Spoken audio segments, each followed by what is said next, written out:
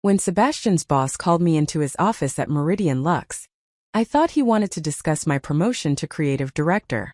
Instead, Richard Thornwood smiled coldly and said I was terminated effective immediately for performance issues. My husband stood silent in the corner, refusing to meet my eyes. I packed my design portfolio and left without a word. What Richard didn't know was that I owned 73% of Apex Holdings, the parent corporation that controlled his entire luxury empire. Before we jump back in, tell us where you're tuning in from. And if this story touches you, make sure you're subscribed, because tomorrow, I've saved something extra special for you. The morning had started with such promise that the contrast with how it ended felt almost absurd in retrospect. I had arrived at Meridian Lux headquarters in Manhattan's Tribeca district at 7:30, 90 minutes before my scheduled meeting with Richard Thornwood, because I wanted time to review my presentation materials one final time. The portfolio I carried contained 4 years of design work that had transformed Meridian Lux from a struggling heritage brand into one of the most sought-after luxury labels in the American market. My designs had been featured in Vogue, worn by celebrities at major award ceremonies, and generated over $200 million in revenue during my tenure as senior design director. The building itself represented everything Meridian Lux aspired to communicate about its brand identity. The restored industrial warehouse featured exposed brick walls, soaring ceilings with original wooden beams, and floor-to-ceiling windows that flooded the workspace with natural light. The interior design balanced the building's historic character with contemporary luxury through carefully selected furnishings, art installations, and materials that communicated sophistication without pretension. I had been involved in selecting many of these design elements when the company relocated to this space 3 years ago, working closely with the architectural firm to ensure the environment reflected our brand values and supported creative collaboration. My office on the 3rd floor overlooked the Hudson River, providing views that I found both inspiring and calming during the intense periods of collection development. The space contained my design library, fabric samples organized by season and material type, sketches from various stages of development pinned to cork boards, and photographs of finished pieces from runway shows and editorial spreads. Every element represented decisions I had made about how to translate abstract creative vision into tangible products that customers would desire enough to pay premium prices to own. Sebastian had left for work an hour before me, as he typically did on days when he had early meetings at the office. He worked in business development at Meridian Lux, a position he had held for 2 years after being recruited from a competitor by Richard Thornwood himself. We had met 5 years ago at a fashion industry conference in Milan, where I was presenting a collection for my previous employer, and he was attending as part of a business delegation exploring European market opportunities. The attraction had been immediate and mutual, developing quickly into a relationship that combined personal compatibility with shared professional interests in the luxury goods sector. Our marriage 2 years ago had been featured in several industry publications because we represented an increasingly common pattern of dual-career couples who met through professional networks and built their lives around complementary roles in the same industry. Sebastian understood the demands and rhythms of working in luxury fashion in ways that someone outside the industry could not, and I appreciated his business acumen and strategic thinking about market positioning and brand development. We had purchased a loft apartment in Soho that reflected our combined aesthetic sensibilities and provided space for both of us to work from home when necessary. This morning, Sebastian had been somewhat distracted during breakfast, checking his phone repeatedly and responding to messages with unusual intensity. When I asked if everything was acceptable at work, he assured me it was simply routine business matters requiring attention before his meetings. I had not pressed further because I was focused on my own preparation for what I anticipated would be a pivotal conversation with Richard about my advancement to creative director, a role that would give me comprehensive authority over all design functions and position me as the primary creative voice of the brand. The creative director position had been vacant for 6 months following the departure of my predecessor, who had left to launch his own label after disagreements with Richard about creative control and strategic direction. During those 6 months, I had effectively been performing the responsibilities of creative director while maintaining my senior design director title, overseeing the design team, making final decisions about collection directions, and representing the brand in meetings with fabric suppliers, manufacturers, and retail partners. The additional responsibilities had significantly increased my workload, but I had accepted them willingly because I viewed the situation as an extended audition for the permanent role. Richard had indicated several times during the past 6 months that he was impressed with how I had stepped into the leadership vacuum, and that he was considering me seriously for the formal creative director appointment. 2 weeks ago, he had asked me to prepare a comprehensive presentation outlining my vision for the brand's evolution over the next 3 years, including specific proposals for collection development, market expansion, and organizational structure.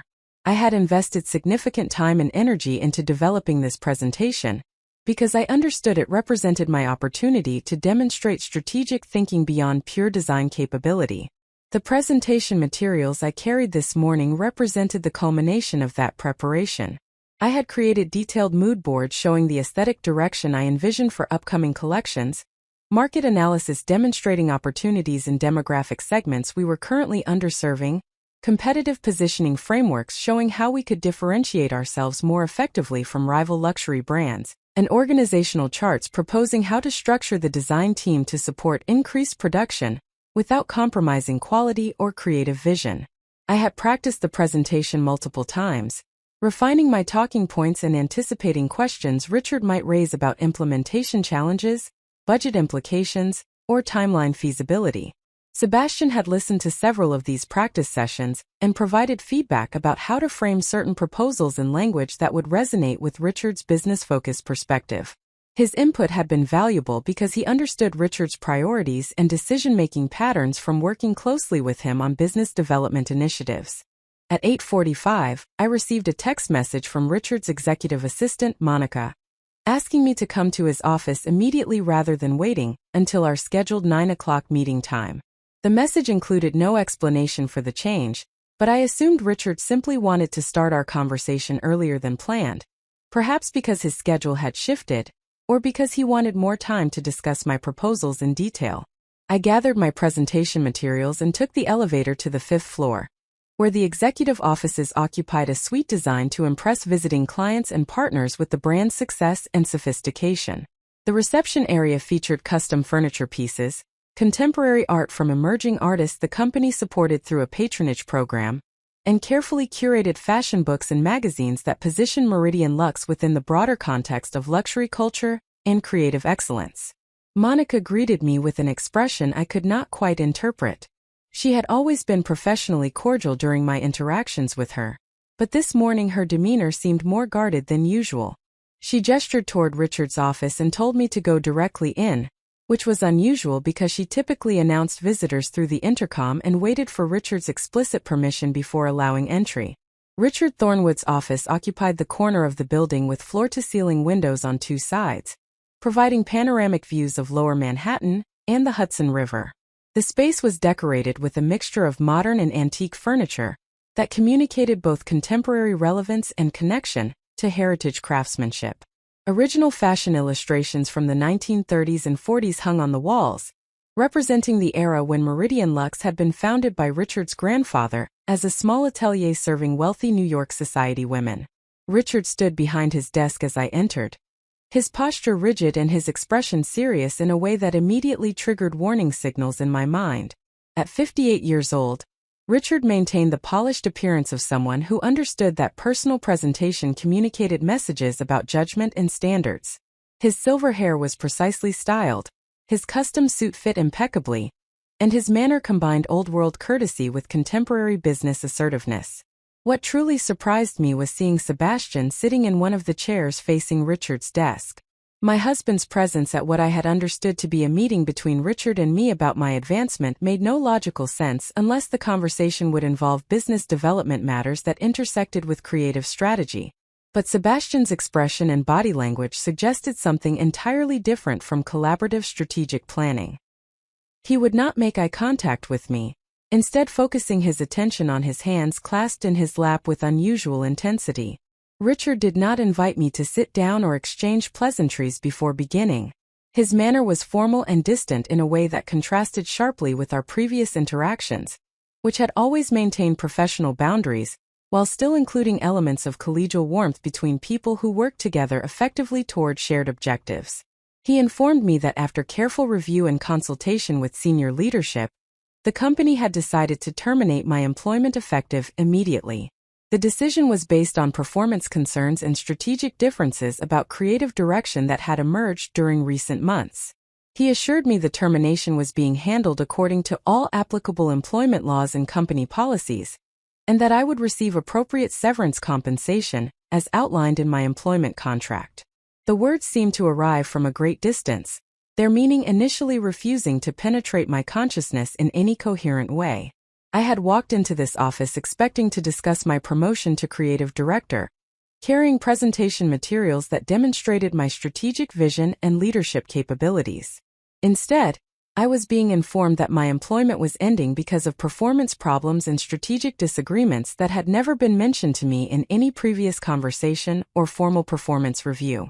I asked Richard to specify what performance concerns he was referencing, what strategic differences had prompted this decision, and why I had received no prior warning or opportunity to address whatever issues had apparently motivated the termination. My voice remained steady despite the disorientation and shock flooding through my nervous system. Years of maintaining professional composure in high-pressure situations, allowing me to function, even as my internal reality was fragmenting. Richard's response was maddeningly vague and bureaucratic. He referenced general concerns about my ability to collaborate effectively with other departments, suggestions that my design aesthetic was becoming too personal and not sufficiently responsive to market signals, and vague assertions about attitude issues that had been noted by multiple colleagues. None of these supposed concerns had ever been raised with me directly or documented in any formal feedback. My performance reviews had been consistently excellent, my relationship with colleagues had been collaborative and productive, and my design work had generated exceptional commercial results. I turned to Sebastian, expecting him to intervene or at least acknowledge the absurdity of what was occurring. My husband knew intimately the quality of my work, the commercial success my designs had achieved, and the leadership I had provided during the months when I was effectively functioning as creative director without formal title or compensation. He had listened to my preparations for this meeting and knew I was expecting to discuss advancement rather than termination. Preparing and narrating this story took us a lot of time, so if you are enjoying it, subscribe to our channel, it means a lot to us. Now back to the story. But Sebastian remained silent, still refusing to meet my eyes or show any indication that he found the situation problematic or surprising. His complicity through silence was more devastating than Richard's formal pronouncements because it suggested he had known this was going to happen and had chosen not to warn me or advocate on my behalf. The man I had married, the partner I had trusted with my professional aspirations and personal vulnerabilities, was sitting quietly while I was being professionally executed based on fabricated justifications. Richard continued speaking, outlining the logistics of my departure.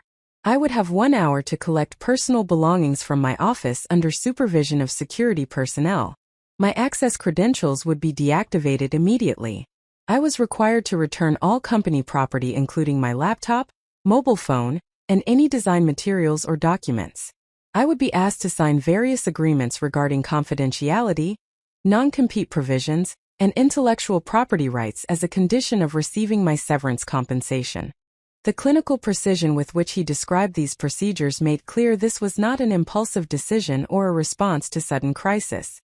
This termination had been planned carefully, with advanced coordination between Richard and Human Resources to ensure all legal requirements were satisfied and all potential complications were anticipated. The timing of scheduling this meeting when I thought I would be discussing my promotion was particularly cruel because it maximized my surprise and minimized any opportunity one might have had to prepare a response or take defensive action. I asked one final time why this was happening, and what had actually prompted the decision to terminate someone whose work had demonstrably contributed significant value to the company. Richard's expression remained impassive as he stated that the decision was final, and that further discussion would not be productive. He stood up and gestured toward the door, making clear the meeting was concluded. I looked at Sebastian one last time, searching his face for any indication of the man I thought I had married. What I saw instead was discomfort mixed with what appeared to be relief that the conversation was ending. He had been part of planning this ambush, had sat through my practice presentations knowing I was preparing for a meeting that would destroy rather than advance my career, had kissed me goodbye this morning while knowing he would watch my termination unfold hours later. I left Richard's office without saying another word to either of them. Speaking further would have required engaging with a reality I was not yet prepared to accept. The cognitive dissonance between the morning I had anticipated and the morning that was actually occurring was too extreme to process while standing in that office under their observation.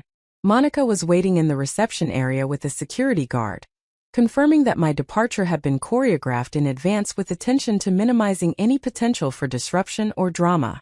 The guard accompanied me to my office while Monica explained the procedures I was required to follow for collecting my belongings.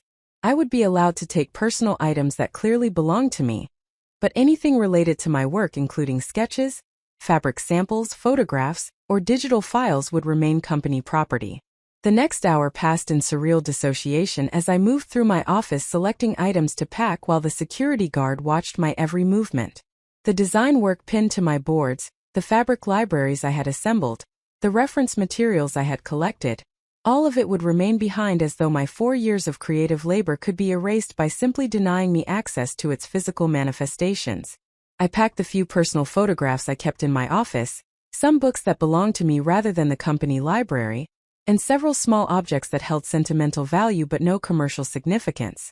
My design portfolio, the presentation materials I had carried into Richard's office expecting to discuss my advancement, remained in my messenger bag, because they were personal property I had created on my own time using my own resources. That portfolio represented years of work and creative development that existed independently of Meridian Lux, even though most of it had been executed during my employment there. I made certain the security guard understood these materials belonged to me personally, and were not subject to confiscation as company property. As I packed, my mind began moving past initial shock toward analytical assessment of what had actually occurred. The termination had been orchestrated carefully with advanced planning that required coordination between Richard, human resources, and presumably Sebastian given his presence at the meeting. The vague performance justification suggested they had no legitimate grounds for termination but were relying on employment at will provisions that allowed dismissal without cause as long as appropriate severance was provided. The timing was particularly significant because I had been performing creative director responsibilities without title or compensation for 6 months, effectively providing the company with leadership value while positioning myself for formal advancement. Terminating me now before formally appointing me to the creative director role allowed them to avoid whatever contractual protections and compensation that position would have included while retaining all the work product I had generated during the period when I was functioning in that capacity. Someone was being appointed creative director in my place. That conclusion was inescapable given the timing and the choreographed nature of my termination. Richard would not create a leadership vacuum by removing me, unless he had already identified my replacement and secured their commitment to accept the role. The question was who had been selected and what relationship that person had to the planning of my dismissal. The most logical candidate was someone Sebastian had mentioned several times over recent months.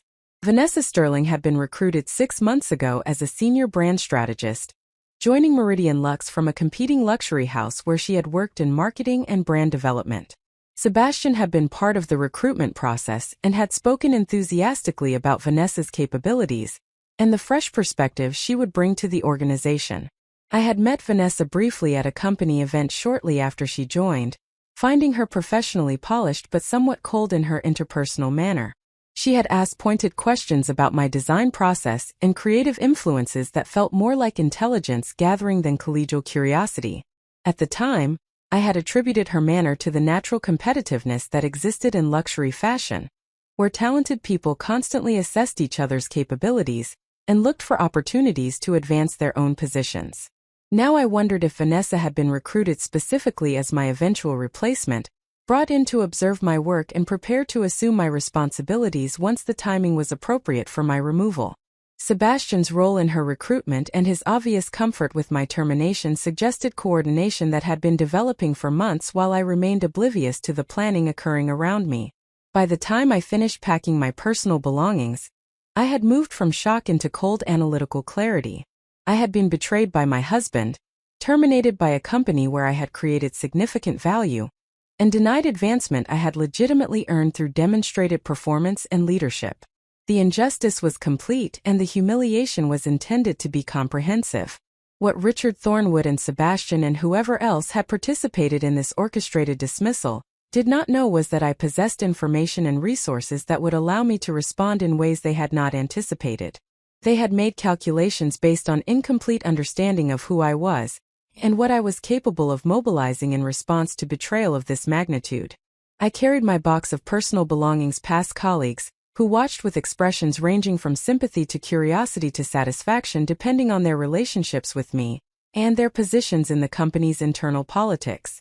I did not stop to explain or say goodbye because maintaining dignity required refusing to treat this termination as though it were a normal employment transition deserving of conventional social rituals. The security guard escorted me through the lobby and out to the street, his presence ensuring I could not linger or attempt to return to areas of the building where I was no longer authorized to be. I stood on the sidewalk in Tribeca holding my box of belongings, my design portfolio slung over my shoulder, watching other people enter and exit the building that had been my professional home for 4 years. My phone buzzed with a text message from Sebastian asking if I had gotten home safely and suggesting we should talk that evening after he finished work. The casualness with which he transitioned from watching my termination to expressing concern for my well-being was breathtaking in its emotional disconnect.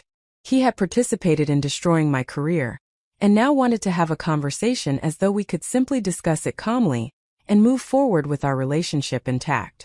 I did not respond to his message. Speaking with Sebastian would require engaging with the personal dimensions of what had occurred, acknowledging that my marriage had been built on foundations that were apparently far more fragile and conditional than I had understood. That reckoning would come eventually, but not today while I was still processing the professional crisis and beginning to formulate my strategic response. Instead, I took the subway to the Upper East Side, to a building I had not visited in over a year, but that represented resources and connections that would prove extremely relevant to the situation I now faced. The offices of Castellan Rothman occupied 3 floors of a pre-war building near Central Park, housing one of New York's most respected boutique investment firms specializing in luxury goods, fashion, and lifestyle brands. I had not needed to visit these offices regularly because I received quarterly reports digitally and attended annual shareholder meetings at rotating locations that showcased interesting properties within the portfolio. But the firm's founding partners knew me well and would understand immediately why I was arriving unannounced on a Tuesday morning carrying a box of personal belongings and requesting an immediate meeting. The receptionist recognized me despite my infrequent physical presence and immediately notified senior partner David Rothman that I had arrived and was requesting time with him.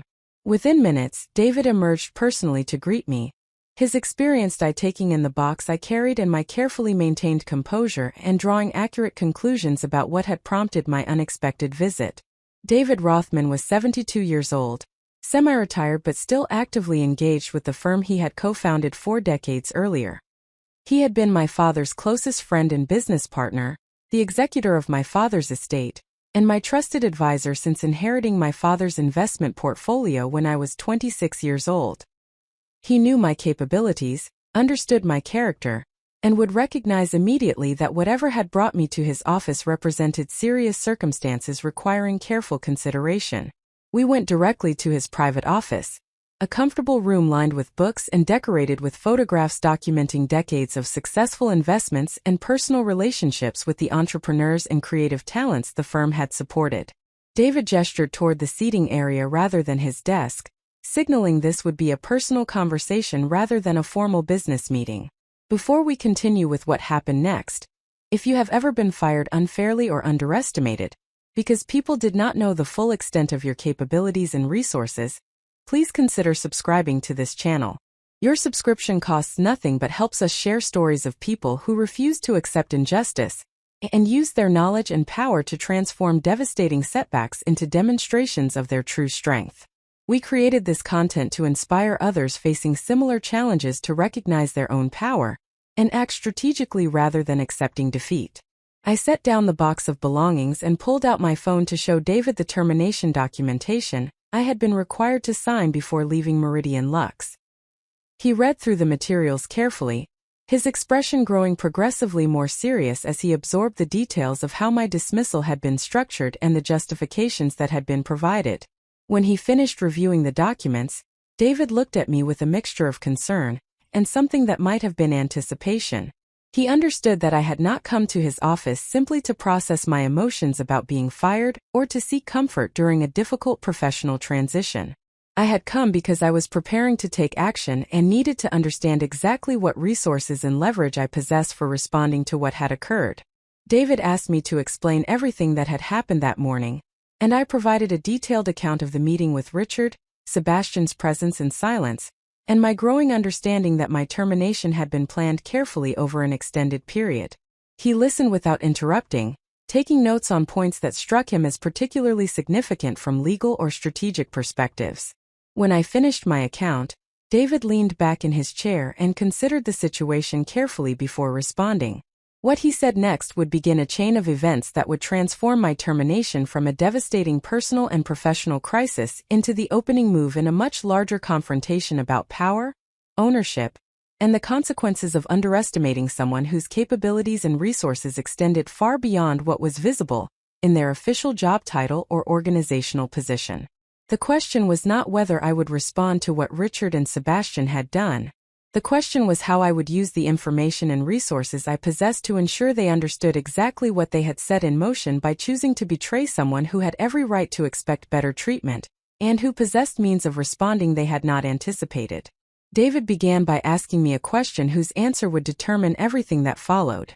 He asked if I was prepared to reveal my ownership position in Apex Holdings, and use that leverage to address what had occurred at Meridian Lux, or if I preferred to maintain my anonymity and pursue alternative strategies that would not expose my role as a major shareholder in the parent corporation that controlled Richard Thornwood's entire luxury business empire.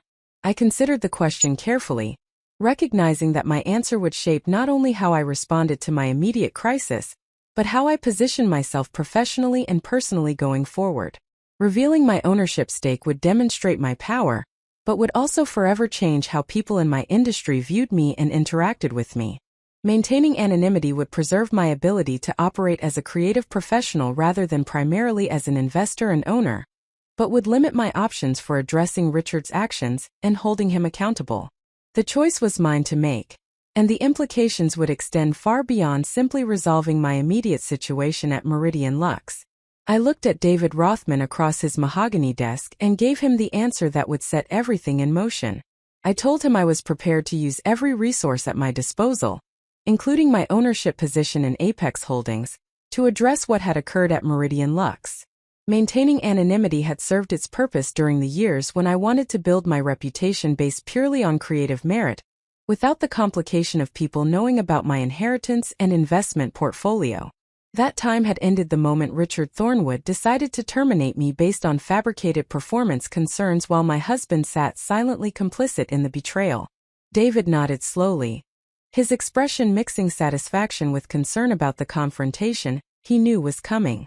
He had advised my father on building the investment portfolio that I had inherited, and he understood better than anyone the scope and significance of what I controlled through my majority stake in Apex Holdings.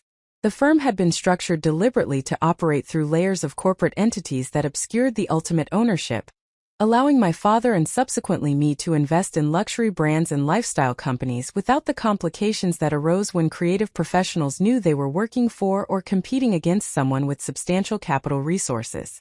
Apex Holdings controlled either full ownership or significant equity stakes in 17 companies spanning fashion, hospitality, beauty products, and lifestyle media.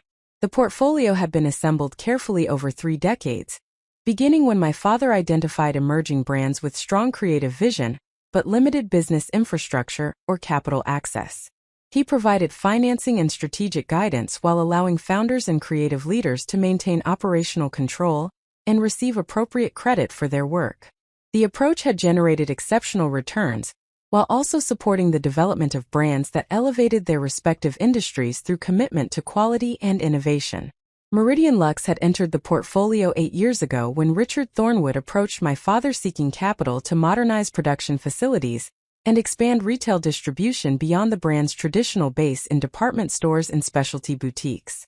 The company had been struggling financially despite its heritage reputation, hampered by outdated manufacturing processes and Richard's limited understanding of contemporary luxury consumers.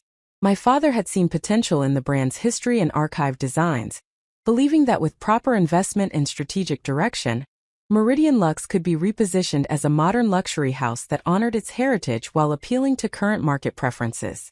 The investment had been structured through Apex Holdings subsidiary corporations that gave my father, and subsequently me, controlling interest, while allowing Richard to maintain his position as chief executive officer and public face of the brand.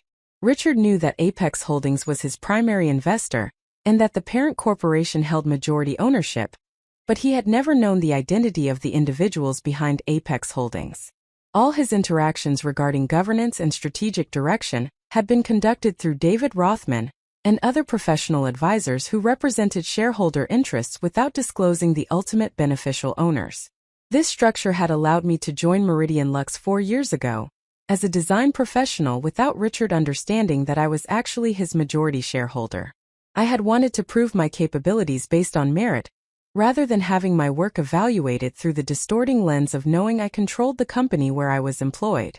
The arrangement had worked well until this morning when Richard decided to terminate me without recognizing that he was dismissing the person who ultimately held the power to terminate him. David pulled up financial records on his computer screen and began walking me through the current status of Apex Holdings' ownership of Meridian Lux. The parent corporation held 73% of the company's equity through a combination of preferred shares that provided governance rights and common shares that would appreciate in value if the brand continued growing successfully.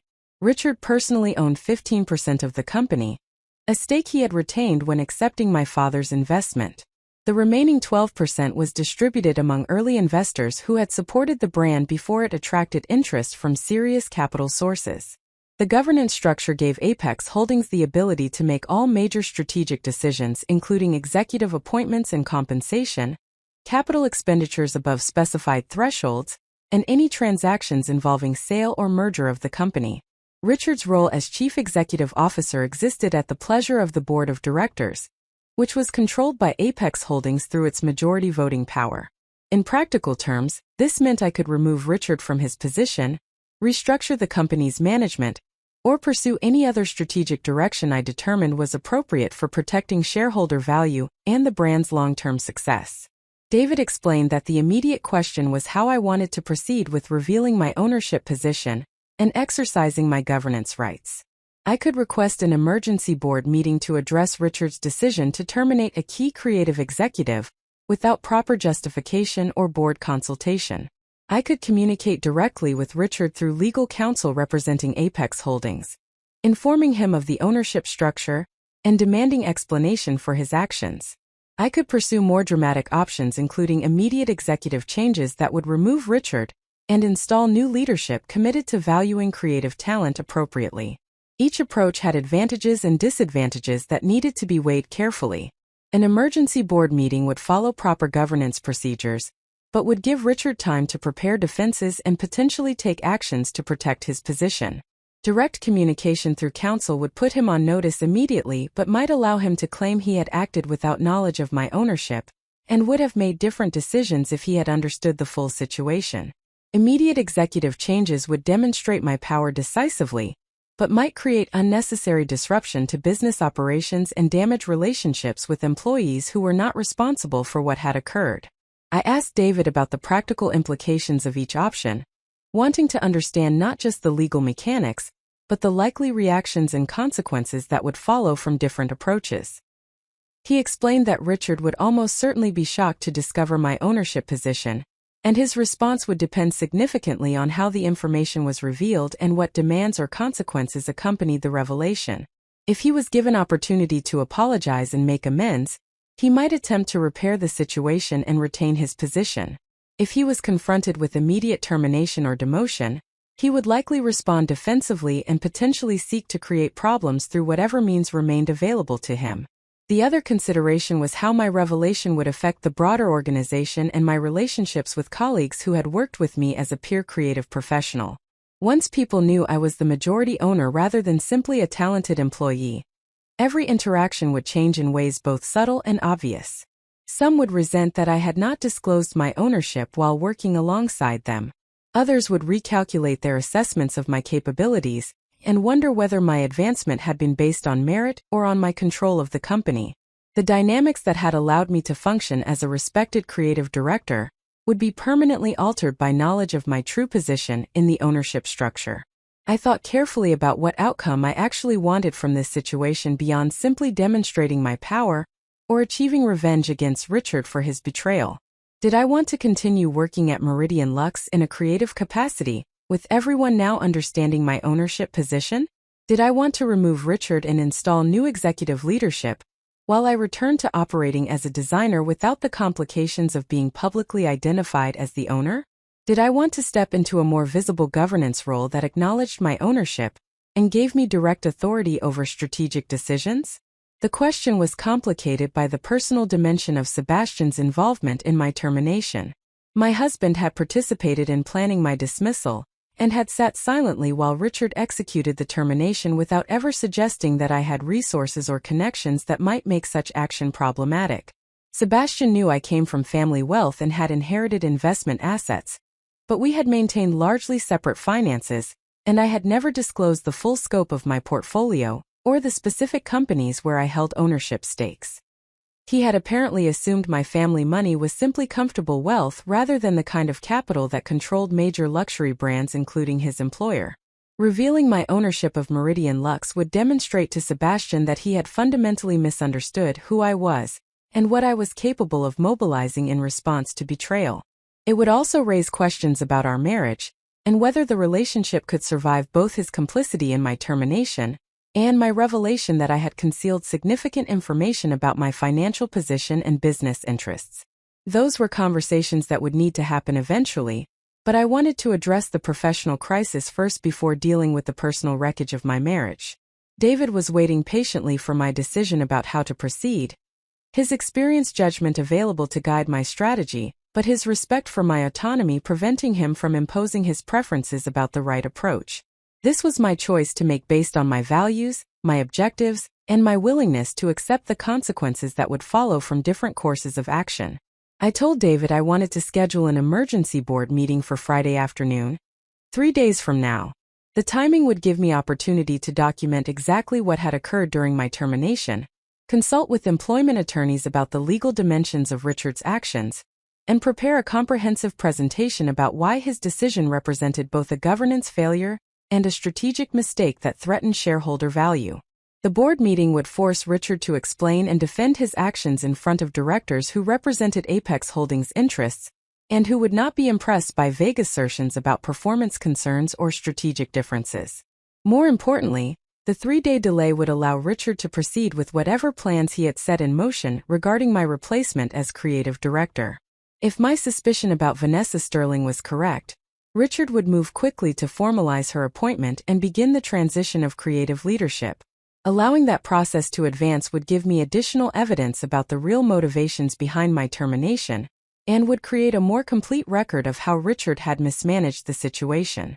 When I revealed my ownership position at the board meeting, Richard would need to justify not just my termination, but his entire approach to succession planning and creative leadership. David agreed this was a sound strategy that balanced immediate action with adequate preparation. He would notify the other board members that an emergency meeting had been requested by the majority shareholder regarding serious governance concerns at one of the portfolio companies. The notification would not specify which company or what concerns had prompted the meeting, maintaining confidentiality until we were ready for full disclosure. Board members would be required to attend either in person or via secure video conference, and the meeting would be properly documented according to all corporate governance requirements. While David began the process of scheduling the board meeting and preparing the necessary documentation, I needed to address several other matters that would be important for protecting my interests and building the strongest possible case for why Richard's actions were unacceptable. The first priority was consulting with an employment attorney who could review the termination documentation and advise me about any legal vulnerabilities in how Richard had structured my dismissal. The second priority was documenting my contributions to Meridian Lux in ways that demonstrated the objective value I had created and the irrationality of terminating someone with my track record.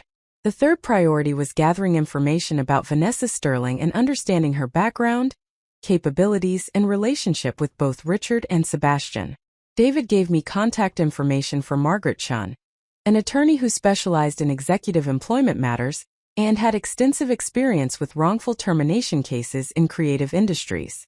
Margaret had represented other professionals in situations where companies had attempted to dismiss valuable employees through questionable means, and she understood both the legal frameworks and the political dynamics that shaped how these situations typically unfolded. David would reach out to her directly to provide context and ask her to prioritize my consultation, given the time sensitivity of the board meeting scheduled for Friday. I left David's office late that afternoon with clarity about my strategic direction and the initial steps I would take to prepare for confronting Richard about his decision to terminate me. The emotional shock of the morning's events had given way to focused determination about ensuring that everyone involved understood the full consequences of their choices and their fundamental miscalculation about who held actual power in this situation.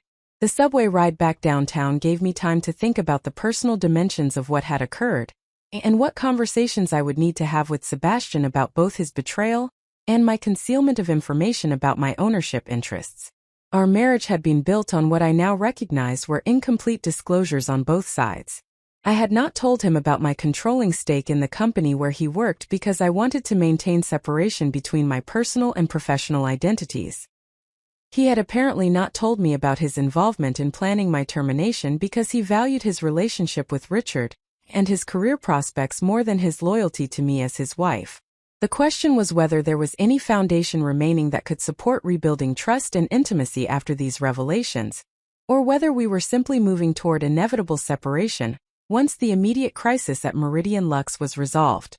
I was not ready to make decisions about the marriage while still processing the professional betrayal, but I recognized that the two situations were deeply intertwined and would ultimately need to be addressed together rather than as separate problems. When I arrived back at our Soho loft, Sebastian was already home despite the early hour.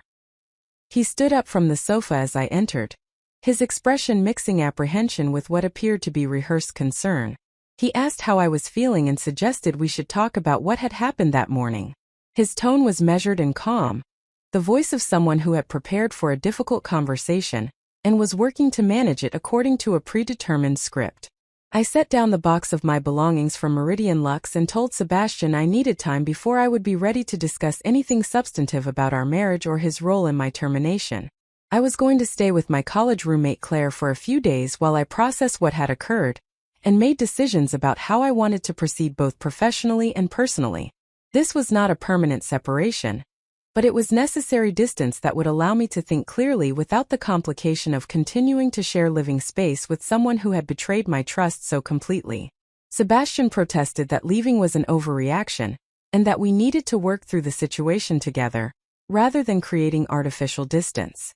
He insisted that his presence at the termination meeting had not indicated approval of Richard's decision, merely recognition that as an employee of Meridian Lux, he needed to support executive decisions, even when he personally disagreed with them. This explanation was both convenient and insulting in its assumption that I would accept such obvious rationalization for his complicity. I asked Sebastian directly whether he had known in advance that Richard planned to terminate me. His hesitation before answering told me everything I needed to know before he even spoke. He admitted that Richard had informed him several days ago that difficult decisions needed to be made regarding creative leadership, but claimed he had not known specifically that I would be terminated until the meeting this morning. This partial disclosure was clearly designed to minimize his culpability, while acknowledging enough truth to maintain some credibility. I did not argue with his explanation or attempt to extract more complete honesty about his involvement in planning my dismissal. Engaging in that conversation would require emotional energy. I preferred to direct toward preparing for Friday's board meeting and building my case against Richard. Sebastian would eventually learn the full scope of what he had participated in destroying when I revealed my ownership position, and his reaction to that revelation would tell me whether our marriage had any possibility of surviving or whether his betrayal had permanently fractured the foundation of our relationship. I packed a suitcase with clothes and personal items sufficient for several days, called Claire to ask if I could stay with her temporarily, and left the loft without further discussion. Sebastian made one final attempt to convince me to stay and talk, but I simply shook my head and told him I would contact him when I was ready for conversation. The door closing behind me felt like a transition point between the life I had been living based on incomplete understanding and whatever new reality would emerge once I stopped concealing my actual position and resources. Claire lived in the West Village in a small but elegant apartment that reflected her success as a literary agent representing award-winning authors. We had been roommates at Yale and had maintained close friendship through the years despite our different career paths and the demands on our respective time and energy. She was one of the few people who knew about my inheritance and investment portfolio, because I had needed someone I trusted completely to discuss the complexities of managing substantial wealth while building a creative career on my own merit. When I arrived at her apartment carrying my suitcase and explained what had happened at Meridian Lux that morning, Claire's immediate response was fury on my behalf mixed with grim satisfaction that I would finally be using my resources to address injustice, rather than simply maintaining polite anonymity. She had always believed I was too cautious about revealing my ownership positions, and too willing to accept treatment that fell short of what I deserved, because I wanted to prove myself purely through creative work. Now circumstances had forced me to acknowledge that proving merit meant nothing when people with power could simply terminate you based on fabricated justifications and personal agendas. We talked late into the evening about my strategy for the board meeting, and what I hoped to accomplish beyond simply demonstrating that Richard had made a catastrophic miscalculation. Claire asked the penetrating questions she was skilled at posing, pushing me to articulate my actual objectives, rather than simply reacting emotionally to betrayal. Did I want to return to Meridian Lux in a creative role after revealing my ownership? Did I want to remove Richard and install new leadership while I maintained strategic oversight without daily operational involvement? Did I want to use this situation as catalyst for changing how I engaged with all the companies in my portfolio, moving from anonymous investor to active owner who shaped strategic direction? These questions forced me to think beyond the immediate crisis toward what kind of professional life I wanted to build going forward. I had spent years trying to separate my creative identity from my investor identity, believing that keeping them distinct would allow me to be evaluated fairly based on my design work rather than my capital. But that separation had created vulnerability that Richard had exploited, confident he could terminate a valuable creative director without consequence because he did not understand her actual position in his company's ownership structure. I was the majority shareholder of the parent corporation that controlled Meridian Lux, which gave me governance authority to address Richard's actions through board oversight, rather than relying on external legal remedies. The termination might have been structured to withstand scrutiny from employment law perspective, but it represented a serious governance failure that the board of directors had obligation to examine and address. Margaret suggested that my presentation at Friday's board meeting should focus on three distinct, but related arguments about why Richard's decision to terminate me was unacceptable. The first argument concerned the substantive irrationality of dismissing a creative executive whose work had demonstrably contributed significant commercial value to the company. I needed to document my specific achievements in ways that made clear my termination represented loss of valuable human capital, rather than removal of underperforming employee. The second argument addressed the procedural failures in how Richard had handled the termination. He had not provided prior warning about performance concerns, had not given me opportunity to address whatever issues had supposedly motivated the decision, and had not consulted with the board of directors before dismissing a senior executive whose work was central to the company's creative strategy. These procedural failures suggested either incompetent management or deliberate circumvention of governance oversight that should have occurred before taking such significant action. The third argument focused on the suspicious timing and circumstances surrounding my termination. The decision had come immediately before I was expecting to discuss promotion to creative director, at a moment when I had been functioning in that capacity without appropriate title or compensation for 6 months. The orchestrated nature of the termination meeting, with Sebastian present and security prepared to escort me from the building, indicated advanced planning that contradicted Richard's characterization of the decision as response to recent performance concerns. The pattern suggested ulterior motives that had nothing to do with my actual capabilities or contributions. Margaret recommended that I prepare detailed documentation supporting each of these arguments, organizing the materials in ways that would allow board members to assess the situation quickly and reach informed conclusions about whether Richard's actions served shareholder interests or reflected personal agenda that compromised his judgment. She offered to review my presentation materials before the board meeting and provide feedback, about how to frame the arguments most effectively for an audience that would include both financial investors and industry professionals who understood luxury brand management.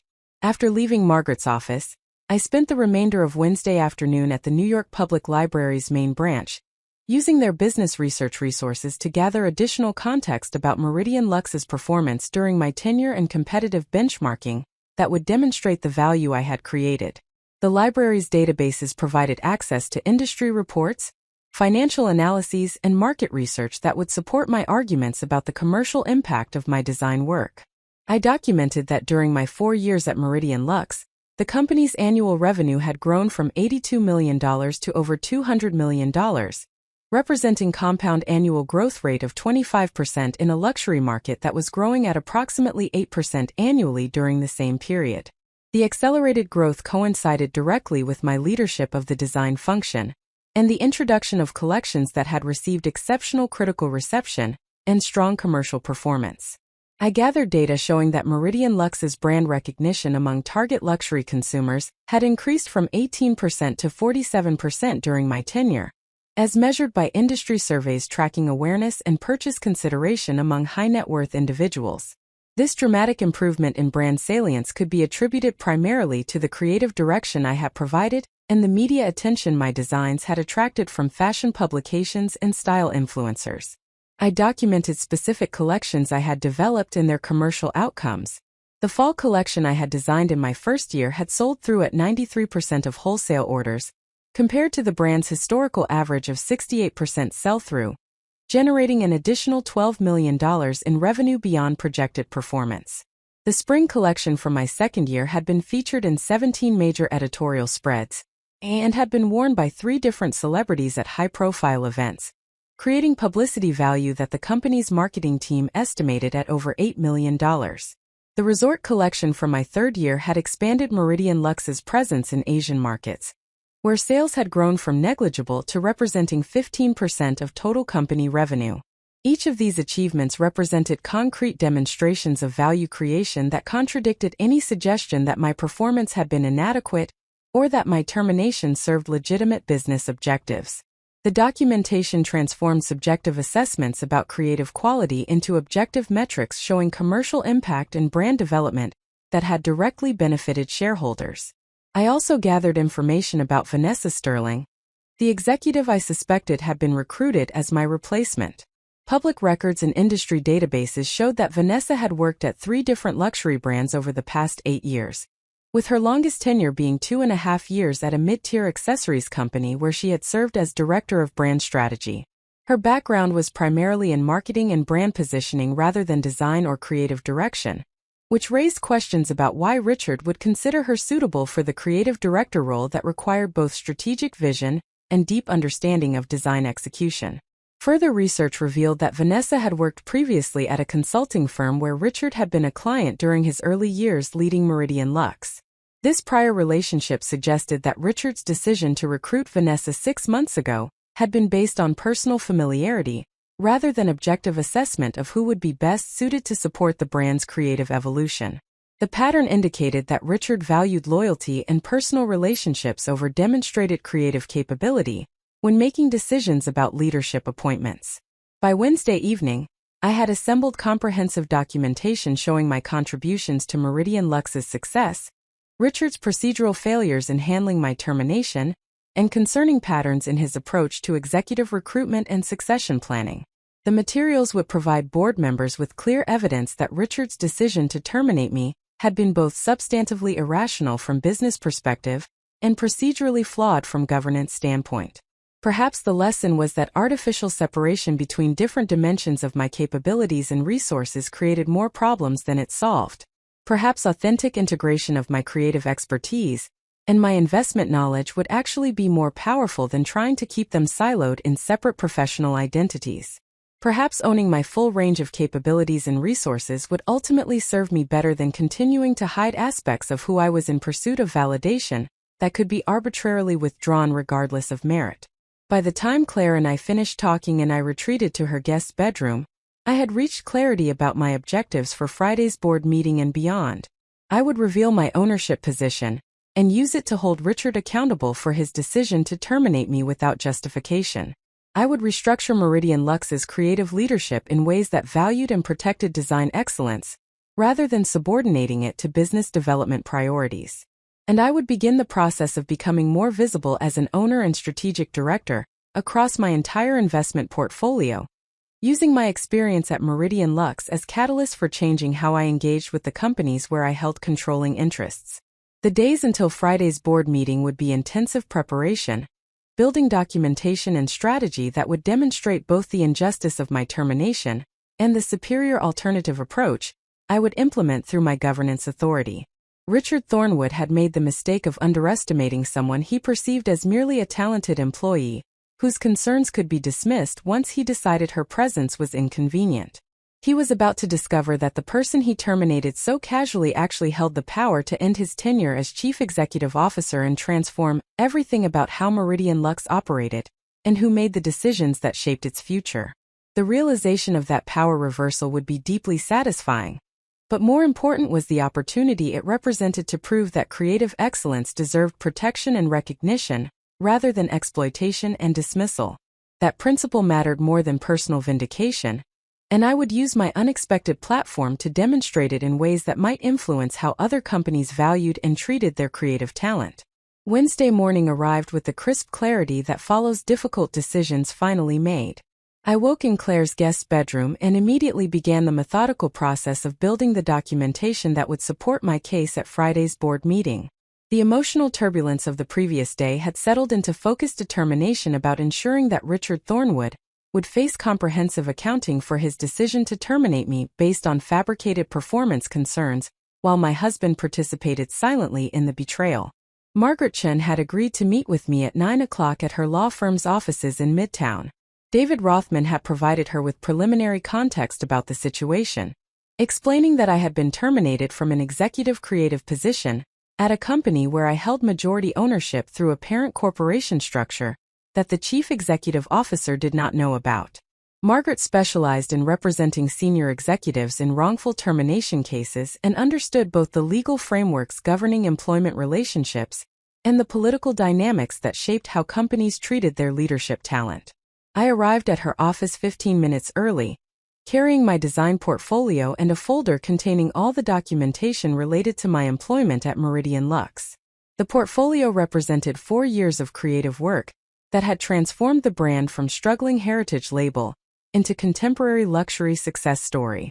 The folder contained my employment contract, performance reviews, compensation records, and the termination documentation I had been required to sign before leaving the building on Tuesday morning. Margaret's office reflected the same combination of professional success and intellectual seriousness that characterized her reputation in the legal community. The bookshelves held treatises on employment law alongside industry publications about fashion and luxury goods. The walls displayed framed articles about cases she had won on behalf of executives who had been dismissed unfairly or denied compensation they had legitimately earned. Her desk was organized with the precision of someone who managed complex matters simultaneously, while maintaining complete command of relevant details.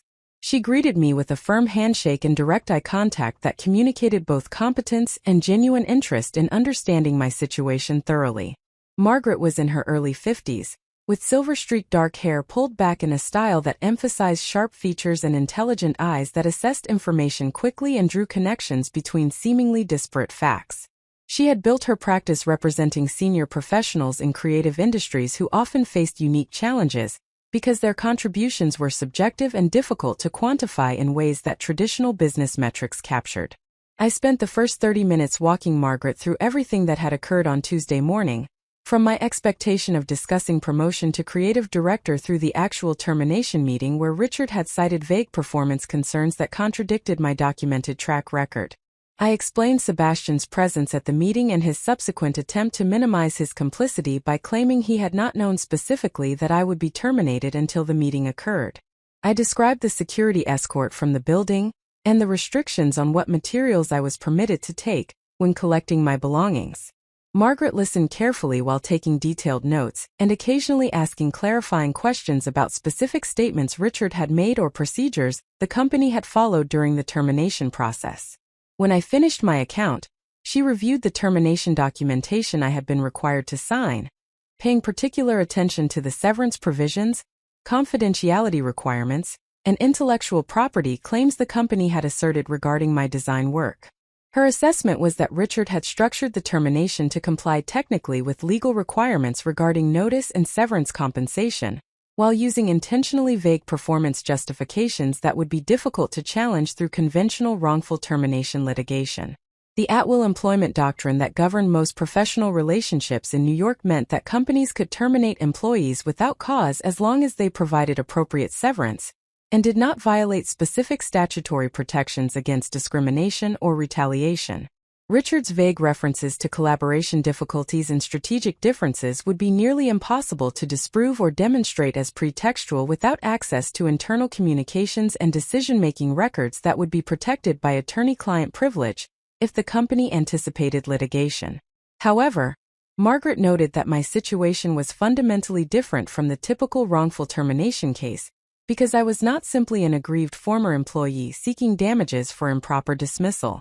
Claire reviewed my documentation that evening and offered feedback about how to organize the presentation for maximum impact.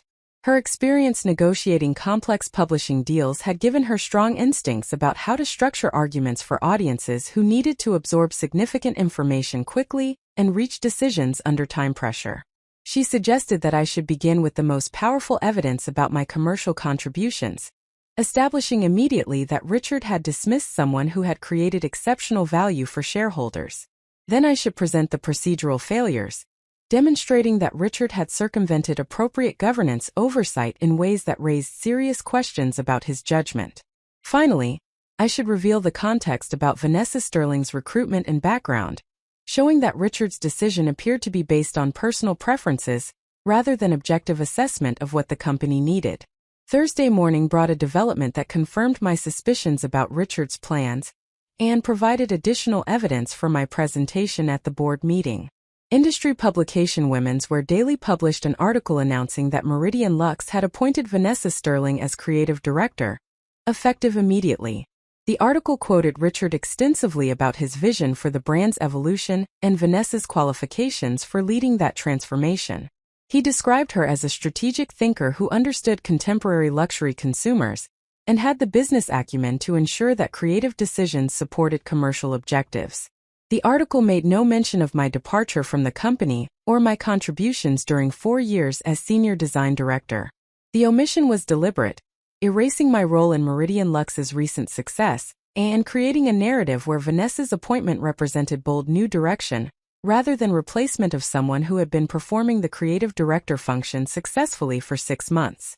Richard was attempting to control the story before anyone could question why he had terminated a creative executive with my track record. I forwarded the article to both Margaret Chun and David Rothman, noting that Richard's decision to announce Vanessa's appointment immediately after my termination demonstrated the premeditated nature of the succession plan and contradicted any suggestion that my dismissal had been reactive response to sudden performance concerns.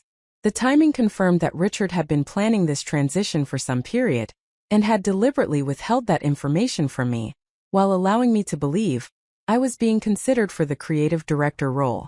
Margaret responded that the announcement strengthened my case significantly by demonstrating that Richard had concealed his actual intentions regarding creative leadership, while encouraging me to invest time preparing for a promotion opportunity that he knew would not materialize. This pattern of deception suggested breach of good faith obligations that employers owed to senior executives who were making career decisions based on representations about advancement opportunities. While this breach might not constitute actionable legal claim given the at-will employment context, it provided powerful evidence for board members that Richard's conduct fell below acceptable standards for executive leadership. David confirmed that the board meeting was scheduled for Friday afternoon at 4 o'clock at the offices of Castellan Rothman. All board members had confirmed their attendance either in person or via secure video conference. The meeting agenda would include my presentation about governance concerns at Meridian Lux, followed by discussion among board members about appropriate responses and any actions that needed to be taken regarding executive leadership or company strategy. I spent Thursday afternoon refining my presentation and rehearsing how I would deliver the key arguments to ensure they came across with appropriate combination of professional composure an underlying conviction about the seriousness of what had occurred. The challenge was presenting the situation in ways that demonstrated Richard's failures without appearing emotionally driven or primarily motivated by personal grievance, rather than legitimate concern about shareholder interests and company governance. Claire helped me practice the presentation, role-playing as a skeptical board member who might question whether I was overreacting to a normal personnel decision or allowing personal disappointment about not receiving expected promotion to cloud my judgment about what was best for the company. Her challenging questions forced me to articulate my arguments more precisely and anticipate potential objections that board members might raise. By Thursday evening, I felt prepared for the board meeting and clear about what I hoped to accomplish beyond simply revealing my ownership position and demonstrating Richard's miscalculation. I wanted board members to understand that creative talent deserved protection and appropriate recognition, rather than exploitation and arbitrary dismissal. I wanted to establish governance standards that would prevent future situations where executives could terminate valuable employees without adequate justification or board consultation.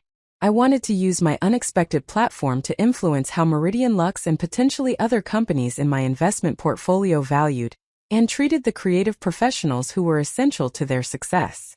The personal dimensions of the situation remained unresolved.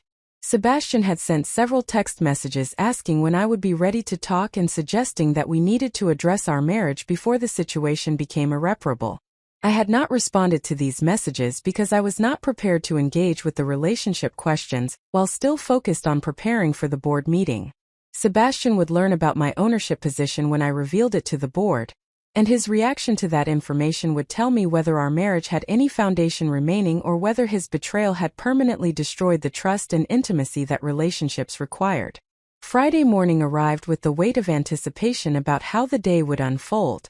I spent the morning doing final review of my presentation materials and ensuring that all documentation was organized for easy reference during board discussion. Margaret had reviewed the materials and provided her assessment that they constituted a compelling case for why Richard's decision to terminate me represented serious governance failure that required board intervention and possibly his removal from the chief executive officer position. David called at noon to confirm final logistics for the meeting and to ask whether I had any remaining questions about procedures or expectations. I asked whether Richard had been informed about the meeting topic or my participation in the board discussion. David explained that Richard knew an emergency board meeting had been called to discuss governance concerns at one of the portfolio companies, but he did not yet know that the meeting concerned Meridian Lux or that I would be present to make the presentation. This deliberate ambiguity had been strategic choice to prevent Richard from preparing defenses or taking actions to protect his position before the board had opportunity to examine the situation. The afternoon moved slowly as I waited for 4 o'clock to arrive. Claire had taken the afternoon off work to be available for moral support, and we spent the time talking about everything except the board meeting in an effort to prevent my anxiety from building to counterproductive levels. Her friendship and steadfast belief in my capabilities provided grounding that I needed as I prepared to step into a role and identity I had deliberately kept hidden for years. At 3:30, I gathered my materials and prepared to leave for David's offices. The presentation I would deliver in the next few hours would transform my relationship with Meridian Lux, reveal information that would shock both Richard and Sebastian, and demonstrate that the person they had dismissed so casually actually held the power to hold them accountable for their choices. The anticipation was intense, mixing nervousness about the confrontation with satisfaction about finally using my resources to address injustice that deserved to be challenged rather than accepted. Claire hugged me before I left her apartment and reminded me that I was not simply seeking revenge against people who had wronged me. I was using my position to establish principles about how creative professionals should be valued and protected, that higher purpose mattered more than personal vindication, and keeping it central to my presentation would help ensure that board members understood the broader implications of what had occurred and why it required serious response. I took a taxi to the offices of Castellan Rothman, watching the city pass outside the windows and thinking about how dramatically my life had changed in the 72 hours since walking into Richard's office expecting to discuss my promotion. The trajectory from that moment of anticipation through the devastating termination to this afternoon's board meeting felt compressed and surreal, as though I was experiencing events happening to someone else, rather than living through my own transformation. The reception area at Castellan Rothman was elegant and understated in the way that truly established institutions could afford to be without needing to prove anything through excessive display. David met me personally and led me to the conference room where the board meeting would take place. The space was set up with places for 6 board members, a position at the head of the table for David as the meeting chair, and a presentation area where I would stand while delivering my materials. Board members began arriving, greeting me with varying degrees of recognition, depending on how much interaction we had had during previous shareholder meetings and company reviews. None of them knew yet that I was the majority shareholder they represented, believing instead that I was a Meridian Lux executive who had requested opportunity to address governance concerns. That revelation would come during my presentation, transforming their understanding of who I was and why my perspective deserved particular weight in their deliberations. At precisely 4 o'clock, David called the meeting to order and explained that we were convening to address serious governance concerns at Meridian Lux that had been brought to the attention of the majority shareholder. He noted that the majority shareholder would be making the presentation personally, and that Richard Thornwood would be joining by video conference after the initial presentation to respond to the concerns and participate in board discussion. I stood at the presentation area, looked at the assembled board members, and began speaking the words that would change everything about how Meridian Lux operated and who controlled the decisions that shaped its future. I stood before the assembled board members in the conference room at Castellan Rothman and began my presentation with a statement that would fundamentally reframe everything they understood about the situation they had been convened to address. I informed them that I was speaking not merely as a former Meridian Lux executive raising concerns about improper termination, but as the beneficial owner of the 73% controlling stake in Apex Holdings that gave me majority voting power over all significant decisions affecting the company's governance and strategic direction. The silence that followed my revelation was profound and complete. Board members exchanged glances that communicated shock and rapid recalibration of their understanding about who I was, and why my perspective carried weight beyond that of a typical aggrieved employee. David Rothman maintained his professional composure at the head of the table, having known this revelation was coming, but even he seemed to recognize the dramatic impact the disclosure was having on other board members who had not been privy to the ownership structure that had been maintained through layers of corporate entities specifically designed to preserve anonymity. I allowed the silence to extend for several seconds, giving board members time to absorb the information and adjust their mental frameworks before continuing with the substantive presentation about what had occurred at Meridian Lux and why it warranted serious governance intervention. When I resumed speaking, my voice was steady and my presentation was methodical, walking through the evidence I had assembled with the same precision I would bring to developing a fashion collection or analyzing market opportunities. I began with documentation of my contributions to Meridian Lux during my 4 years as Senior Design Director. I presented the revenue growth data showing that annual sales had increased from $82 million to over $200 million during my tenure, representing compound annual growth of 25% compared to industry average of 8% during the same period. I showed brand recognition metrics demonstrating improvement from 18% awareness among target luxury consumers to 47% awareness, a transformation that could be attributed directly to the creative direction I had provided and the media attention my designs had attracted. I walked through specific collections I had developed and their commercial outcomes. The fall collection from my first year with its 93% sell-through rate, compared to historical average of 68%. The spring collection from my second year that had generated $8 million in estimated publicity value through editorial features and celebrity placements. The resort collection from my third year that had established Meridian Lux's presence in Asian markets where sales had grown from negligible to 15% of total company revenue. Each data point was presented with supporting documentation that board members could examine if they wished to verify the accuracy of my claims. I was not asking them to accept my subjective assessment of my value or rely on my characterization of my contributions. I was providing objective metrics that demonstrated concrete commercial impact and brand development that had directly benefited shareholders by increasing both revenue and brand equity during my tenure.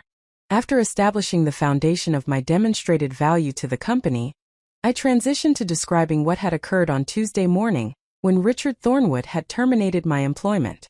I walked through the meeting in chronological detail, Noting that I had been expecting to discuss promotion to creative director, based on Richard's previous statements about being impressed with my leadership during the 6 months when I had been performing those responsibilities without appropriate title or compensation. Instead, Richard had informed me that my employment was being terminated effective immediately based on vague performance concerns and strategic differences that had never been raised in any previous conversation or formal review. I presented the termination documentation showing the justifications Richard had cited, emphasizing how general and unsubstantiated the supposed concerns were compared to my documented track record of exceptional performance. I noted that Richard had not provided prior warning about any performance issues, had not given me opportunity to address whatever problems had allegedly motivated the termination decision, and had not consulted with the board of directors before dismissing a senior executive whose work was central to the company's creative strategy and commercial success. The procedural failures were significant because they demonstrated either grossly incompetent management or deliberate circumvention of governance oversight that should have occurred before taking action of this magnitude. Senior executives with my level of responsibility and impact on company performance deserved more thorough process than immediate termination based on fabricated justifications delivered without warning or opportunity for response. I then presented information about the suspicious timing and circumstances that suggested ulterior motives beyond legitimate performance concerns. The termination had occurred at the precise moment when I was expecting to discuss formal appointment to creative director after functioning in that capacity successfully for 6 months. The orchestrated nature of the meeting, with my husband Sebastian present in the room and security personnel prepared to escort me from the building immediately afterward, indicated advanced planning that contradicted Richard's characterization of the decision as response to recent developments or sudden recognition of performance problems. Most significantly, I presented the Women's Wear Daily article published on Thursday announcing Vanessa Sterling's appointment as creative director effective immediately. The article demonstrated that Richard had already identified and secured commitment from my replacement before terminating me, confirming that the decision had been premeditated rather than reactive. The fact that Richard had concealed his succession planning, while encouraging me to prepare for promotion opportunity, that he knew would not materialize represented breach of good faith that fell below acceptable standards for executive leadership. I provided background information about Vanessa Sterling, showing that her experience was primarily in marketing and brand strategy, rather than design or creative direction. Her longest tenure at any company had been 2.5 years, and her background did not suggest the deep understanding of design execution that the creative director role required. However, research had revealed that Vanessa had worked previously at a consulting firm where Richard had been a client, indicating that her recruitment was based on personal relationship rather than objective assessment of creative capabilities. The pattern that emerged from examining these facts suggested that Richard had prioritized personal preferences and relationships over the company's actual needs when making decisions about creative leadership succession. He had dismissed an executive with demonstrated track record of creating exceptional value and replaced her with someone whose qualifications were questionable, but who had personal connection to him through prior professional relationship. After presenting all the evidence systematically, I articulated 3 conclusions that I believed board members should draw from the information. First, Richard's decision to terminate me was substantively irrational from business perspective, because it involved dismissing someone who had contributed significant commercial value and replacing her with someone whose capabilities were unproven and whose background did not align well with the role's requirements.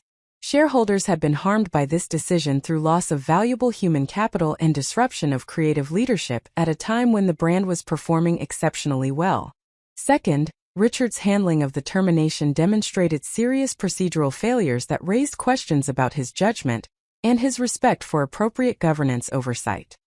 He had not consulted with the board before dismissing a senior executive, had not provided adequate process or documentation to justify the decision, and had concealed his succession planning while encouraging me to invest time preparing for advancement opportunity he knew would not occur. These failures suggested either incompetence or deliberate avoidance of scrutiny that might have prevented him from executing a plan that served his personal preferences rather than shareholder interests. Third, the timing and circumstances surrounding both my termination and Vanessa Sterling's appointment created concerning pattern about how Richard made decisions regarding executive talent. He appeared to value loyalty and personal relationships over demonstrated performance and objective qualifications. This pattern raised broader questions about whether other personnel decisions he had made reflected similar prioritization of personal considerations over what was genuinely best for the company. I concluded my presentation by stating that I was requesting the board take immediate action to address these governance failures. At minimum, I believed Richard should be required to provide detailed explanation and justification for his decisions, and should face formal censure for the procedural failures in how he had handled the situation. More substantially, I believe the board should consider whether Richard's judgment and leadership were sufficiently sound to warrant his continued service as Chief Executive Officer, given the serious questions his conduct had raised about his priorities and decision-making process. When I finished speaking, David Rothman thanked me for the comprehensive presentation and asked if board members had questions they wished to pose before bringing Richard into the meeting to hear his response. Several board members requested clarification about specific data points or timeline details, which I addressed directly with reference to the supporting documentation I had provided. The questions were substantive and indicated that board members were taking the concerns seriously rather than dismissing them as simply personal grievance from a disappointed employee. When pressed about whether his prior professional relationship with Vanessa had influenced his decision to recruit her and eventually appoint her as creative director, Richard acknowledged the connection but insisted it had not been the determining factor in his assessment of her capabilities. However, his inability to articulate compelling objective rationale for the succession decision made clear that personal preference had played significant role in his choice to replace me with someone whose qualifications were questionable. The board discussion continued for another 40 minutes, with members asking increasingly pointed questions about Richard's decision-making process, his understanding of his governance responsibilities, and his plans for how Vanessa would fulfill the creative director role given her limited background in design and creative execution. Richard's responses became progressively less confident as he recognized that the board was not accepting his justifications, and that serious consequences might follow from the review of his conduct. Finally, David indicated that the board needed to discuss the situation in executive session without Richard present, and would communicate their conclusions and any required actions after completing their deliberations. Richard's video connection was terminated, leaving board members to consider what response was appropriate given the evidence they had reviewed and Richard's inadequate explanations for his decisions. The discussion that followed among board members was serious and substantive, reflecting genuine concern about the governance failures that had been documented and the questions Richard's conduct raised about his judgment and priorities. Several members expressed strong view that Richard's actions were unacceptable, and that immediate consequences were necessary to establish standards and demonstrate that executives could not make decisions of this magnitude without appropriate process and justification. Margaret Vance articulated what appeared to be the emerging consensus among board members. She stated that Richard had demonstrated serious failures in judgment and governance that warranted his immediate removal from the chief executive officer position. His decision to terminate a demonstrably valuable executive without adequate process or board consultation, combined with his questionable succession planning that appeared to prioritize personal relationships over objective qualifications, indicated that he could not be trusted to make personnel and strategic decisions that truly served shareholder interests rather than his personal preferences. Thomas Brennan agreed with this assessment and proposed that the board vote immediately on Richard's removal and begin process of identifying interim leadership while conducting search for permanent replacement. Other board members concurred that decisive action was necessary both to address the immediate situation and to send clear message about governance standards and accountability. David called for formal vote on resolution to terminate Richard Thornwood's employment as Chief Executive Officer of Meridian Lux, effective immediately, and to appoint interim leadership to manage company operations during transition period. The vote was unanimous in favor of the resolution, with all board members recognizing that the documented failures warranted conclusive response rather than merely reprimand or additional oversight. After the vote, David turned to me and asked whether I was willing to assume interim chief executive officer role, while the board conducted search for permanent leadership. The question surprised me because I had not anticipated being asked to step into operational management beyond my creative responsibilities. However, I recognized that accepting the role would give me direct authority to protect the company's creative vision, and ensure that the transition was handled in ways that preserved rather than disrupted the momentum we had built over the past 4 years. I told David and the board members that I would accept the interim chief executive officer position with understanding that my primary focus would be stabilizing creative leadership and ensuring continuity of the design excellence that had driven recent success.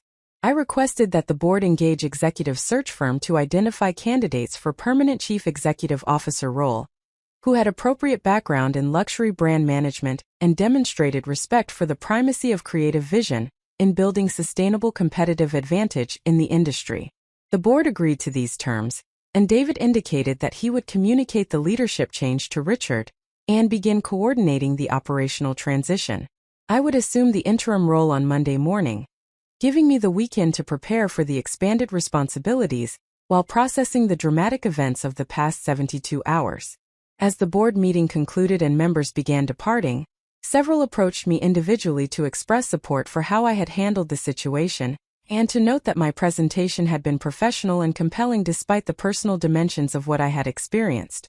Their validation was meaningful because it confirmed that I had succeeded in framing the concerns as legitimate governance matters rather than merely personal grievance, establishing principles that would influence how the company operated going forward.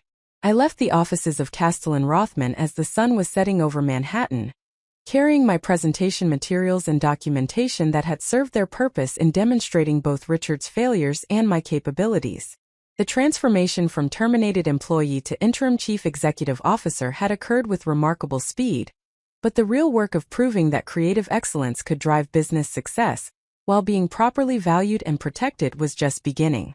Friday evening stretched into night as I sat in Claire's living room processing the magnitude of what had occurred during the board meeting and what would be required of me starting Monday morning, when I would assume the interim chief executive officer position at Meridian Lux.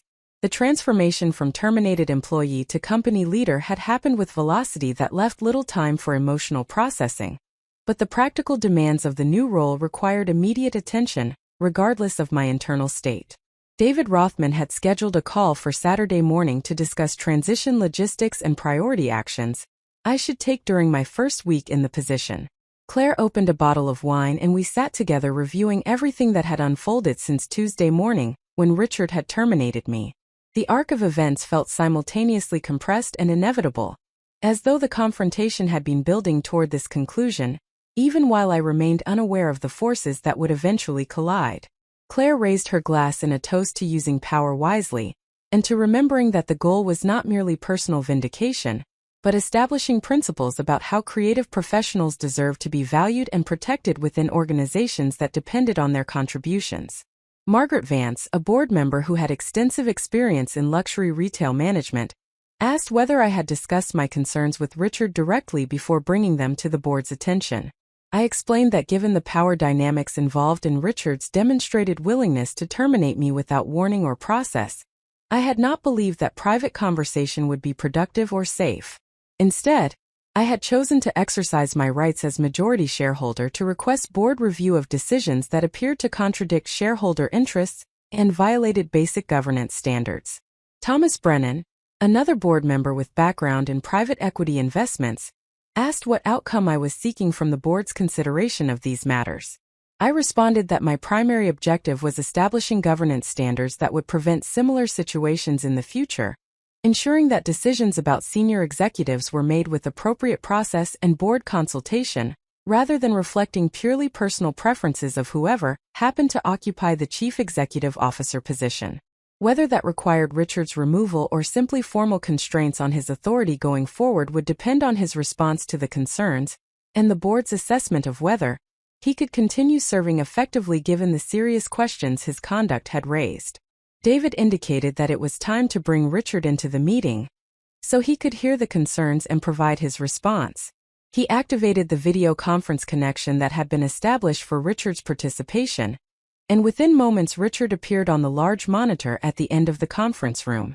His expression showed confusion about what meeting he was joining, and why it had been characterized as addressing governance concerns at one of the portfolio companies. David began by informing Richard that the board had convened at the request of the majority shareholder of Apex Holdings to address serious concerns about recent executive decisions at Meridian Lux. He indicated that the majority shareholder had made a detailed presentation documenting those concerns, and that Richard would now have opportunity to hear the allegations and provide his response before the board considered what actions were appropriate. Richard's expression shifted from confusion to careful attention, as he began recognizing that something significant was occurring that would require his full concentration and strategic response. David then dropped the revelation that would transform Richard's understanding of the situation completely. He explained that the majority shareholder who had raised these concerns and made the presentation was someone Richard knew well, though not in the capacity of owner and ultimate decision-maker regarding his tenure as chief executive officer. David gestured toward where I stood at the presentation area, and Richard's face appeared on the video monitor, as his camera captured his reaction to seeing me in the conference room with board members. The shock that registered on his features was absolute and unguarded, revealing that he had no prior awareness of my ownership position, and had not considered any possibility that the person he had terminated on Tuesday might possess the power to hold him accountable for that decision. I allowed Richard to absorb the revelation for several seconds before speaking directly to him through the video connection. I informed him that I was the beneficial owner of the 73% controlling stake in Apex Holdings that gave me majority voting power over Meridian Lux's governance. I noted that he had terminated me on Tuesday without any awareness that he was dismissing the person who ultimately controlled his company and held the authority to remove him from his position if his decisions were found to contradict shareholder interests or violate basic governance standards. Richard's face had gone pale, and his usual polished composure had been replaced by visible distress as he processed the implications of what he was learning.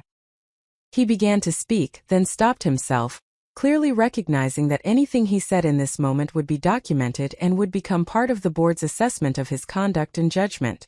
David walked Richard through the presentation I had made, summarizing the key points about my contributions to the company's success, the procedural failures and how he had handled my termination, and the concerning circumstances surrounding both my dismissal and Vanessa Sterling's appointment. He noted that the board had received extensive documentation supporting these concerns, and that Richard would now have opportunity to provide his explanation and justification for the decisions he had made. Richard attempted to regain his composure and began formulating his response. He acknowledged that he had not known about my ownership position, and stated that he would have handled the situation differently if he had been aware of the corporate structure. This admission was significant because it revealed that his willingness to terminate me had been premised on assumption that I was simply an employee without recourse beyond conventional legal remedies, rather than someone with governance authority to challenge his decisions directly. He attempted to defend the termination by reiterating the vague performance concerns he had cited on Tuesday, but his explanation sounded even less convincing when presented to board members who had just reviewed comprehensive documentation of my contributions and commercial impact. When Margaret Vance pressed him for specific examples of the collaboration difficulties and strategic differences he had referenced, Richard struggled to provide concrete instances that would justify terminating someone with my track record. Thomas Brennan asked Richard directly whether he had consulted with the board or sought any external validation before deciding to terminate a senior executive who had been responsible for creative direction that had driven exceptional revenue growth and brand development. Richard admitted that he had not consulted with board members, claiming that he had viewed the decision as within his operational authority as chief executive officer, and had not recognized that it might warrant board discussion given my seniority and impact on company strategy. This admission further undermined his position because it demonstrated either poor judgment about when board consultation was appropriate or deliberate avoidance of oversight that might have prevented him from executing a decision that was difficult to justify on objective grounds. Either interpretation raised serious questions about his capability to serve effectively in his leadership role. David then raised the issue of Vanessa Sterling's appointment and the timing of the announcement relative to my termination. He asked Richard to explain how he had identified Vanessa as suitable replacement for the creative director role, and what process he had used to evaluate her qualifications compared to my demonstrated capabilities. Richard's response was notably defensive, emphasizing Vanessa's strategic thinking and business acumen, while avoiding direct comparison with my track record or acknowledgement that her background was primarily in marketing, rather than creative direction. Her reminder was important because the euphoria of having exposed Richard's failures and secured his removal could easily overshadow the more significant work of demonstrating that creative excellence and business success were not opposing values but rather interdependent elements of sustainable competitive advantage in luxury markets. The interim chief executive officer role gave me platform to prove this principle through actions rather than merely asserting it through arguments, and the choices I made during the transition period would either validate or undermine the case I had presented to the board about why Richard's approach had been fundamentally flawed. My phone had been receiving text messages throughout the evening from Sebastian, who had apparently learned about the board meeting outcome and was attempting to reach me with increasing urgency. The messages progressed from confusion about what had happened to shock about my ownership position to requests that we talk immediately about both the professional situation and our marriage. I had not responded to any of the messages because I was not prepared to engage with him until I had more clarity about my own objectives regarding the relationship and what conversations would actually be productive versus simply providing him opportunity to explain or justify his betrayal. The question of what to do about Sebastian represented the most complex dimension of the situation, because it combined professional and personal considerations that were difficult to separate cleanly. As an employee of Meridian Lux who worked in business development reporting ultimately to the chief executive officer, Sebastian's position within the company would now be affected by my assumption of interim leadership. As my husband who had participated silently in my termination, he had betrayed trust in ways that made me question whether the marriage had any foundation worth preserving. The intersection of these professional and personal dynamics created complications that would require careful thought about how to address them appropriately. Saturday morning arrived with the clarity that comes from having slept on difficult questions and allowed unconscious processing to work through implications and options. I woke early and spent time reviewing notes I had made about priority actions for the first week as interim chief executive officer. The transition needed to accomplish several objectives simultaneously, while managing the political and emotional dimensions that would inevitably surround leadership change of this nature and speed. David called at 9 o'clock as scheduled, and we spent 90 minutes discussing the practical mechanics of the transition. Richard had been formally notified Friday evening about the board's decision to terminate his employment and the appointment of interim leadership. He had been given the weekend to remove personal belongings from his office and had been informed that his access credentials would be deactivated Monday morning. The company's general counsel had coordinated with Richard's personal attorney regarding severance terms and other contractual matters that needed to be resolved as part of his departure.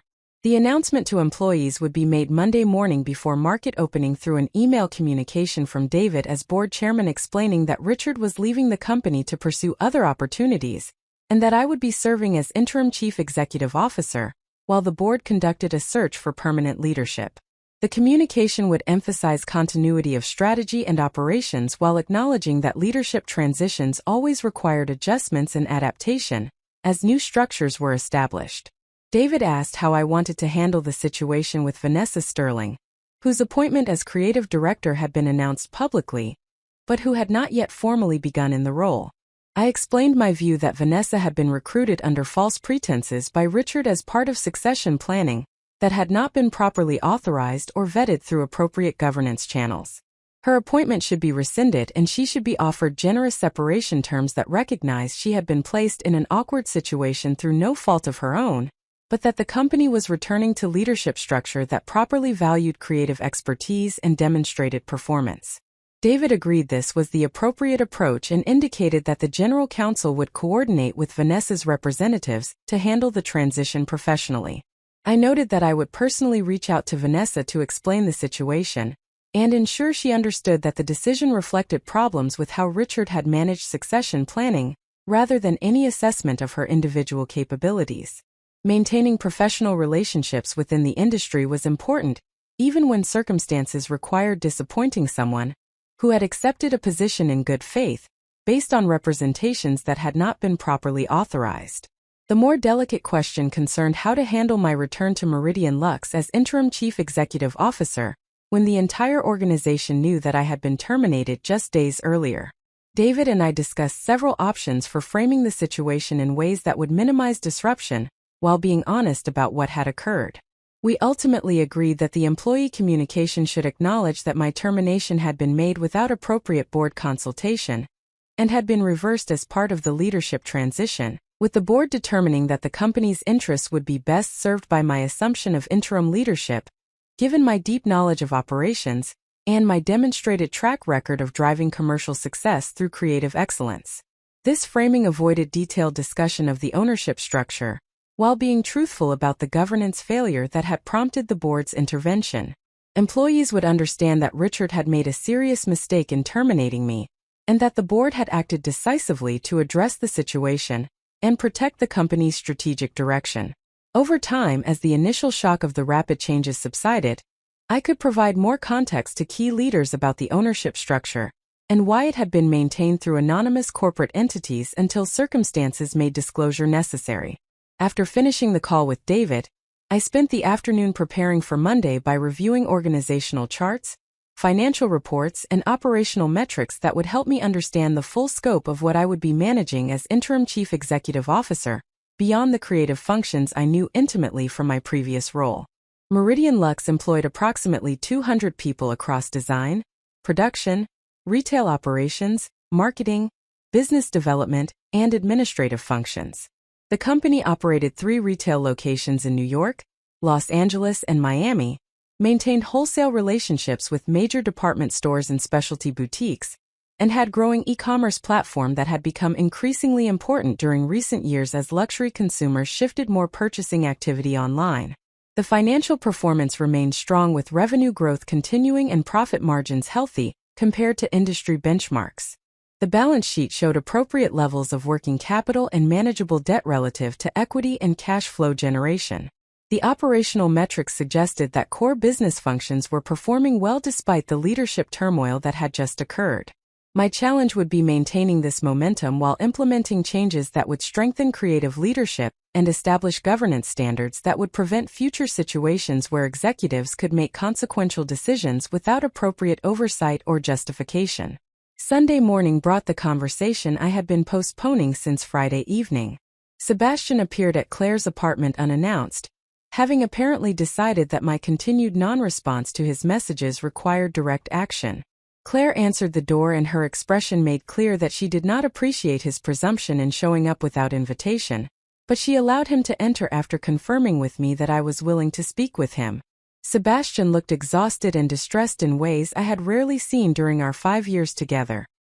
His usual polished appearance had been replaced by rumpled clothing and visible strain that suggested he had not been sleeping well since learning about Friday's board meeting outcome. He asked if we could speak privately, and Claire reluctantly left us alone in her living room after making pointed comment about how some betrayals were difficult to forgive regardless of whatever explanations might be offered. I remained seated while Sebastian stood uncertainly near the door, as though unsure whether to approach me or maintain distance that would allow space for what promised to be a difficult conversation. He began by saying he had not known about my ownership position in Apex Holdings, and would never have supported my termination if he had understood that I controlled the parent corporation.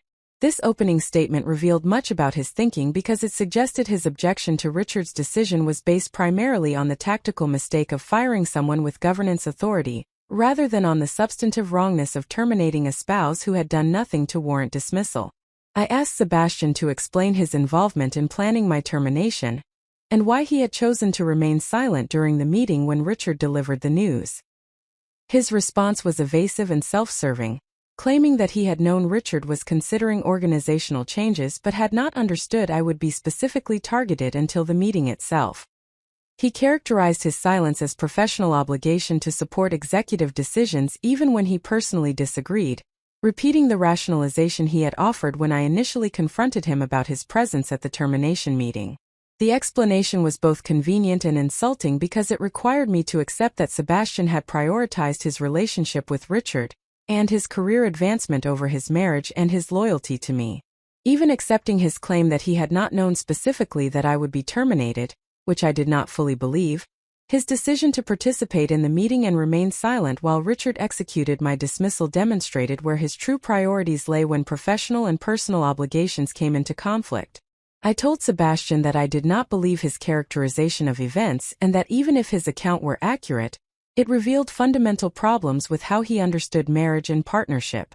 A spouse who would sit silently while their partner was professionally executed based on fabricated justifications was not someone I could trust or respect regardless of what other qualities they might possess.